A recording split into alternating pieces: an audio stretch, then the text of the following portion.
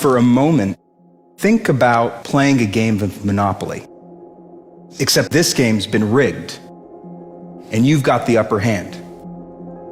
You've got more money, more opportunities to move around the board, and more access to resources.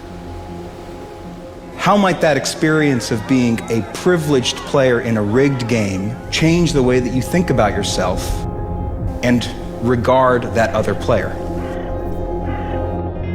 We ran a study to look at exactly that question.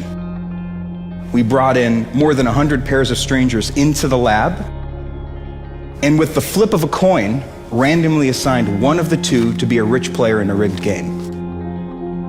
One of the really interesting and dramatic patterns that we observed begin to emerge was that the rich players actually started to become ruder toward the other person. Less and less sensitive to the plight of those poor players, and more demonstrative of their material success. More likely to showcase how well they're doing. And they became far less attuned to all those different features of the situation, including that flip of a coin that had randomly gotten them into that privileged position in the first place.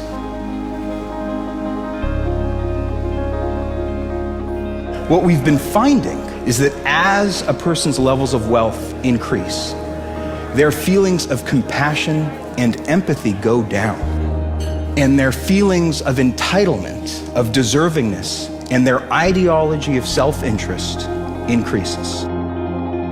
It's actually wealthier individuals who are more likely to moralize greed being good, and that the pursuit of self-interest is favorable and moral. We've run other studies finding that wealthier individuals are more likely to lie in negotiations, to endorse unethical behavior at work, like taking bribes, lying to customers. I don't mean to suggest that it's only wealthy people who show these patterns of behavior. I think that we all, in our day-to-day, minute-by-minute lives, struggle with these competing motivations of when or if to put our own interests above the interests of other people. But what we're finding is that the wealthier you are, the more likely you are to pursue a vision of personal success, of achievement and accomplishment to the detriment of others around you.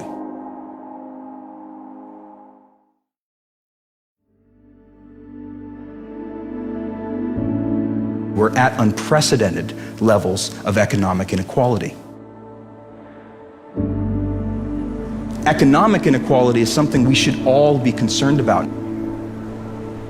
There's a lot of really compelling research showcasing the range of things that are undermined as economic inequality gets worse. Social mobility, physical health, social trust, all go down as inequality goes up.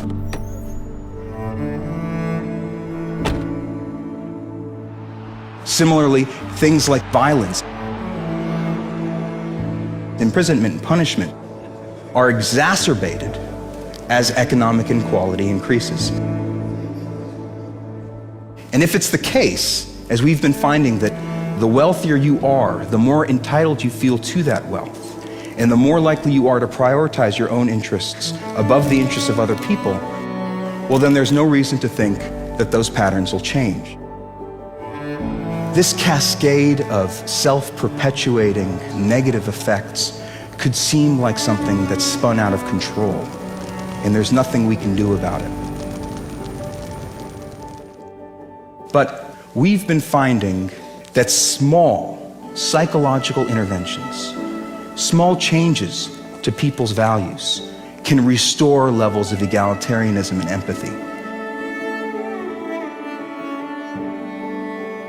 In one study, we had people watch a brief video about childhood poverty that served as a reminder of the needs of others in the world around them. We looked at how willing people were to offer up their own time to a stranger who was in distress. After watching this video, rich people became just as generous of their own time to help out the stranger as someone who's poor, suggesting that these differences are not innate or categorical, but are so malleable to slight changes in people's values and little nudges of compassion and bumps of empathy.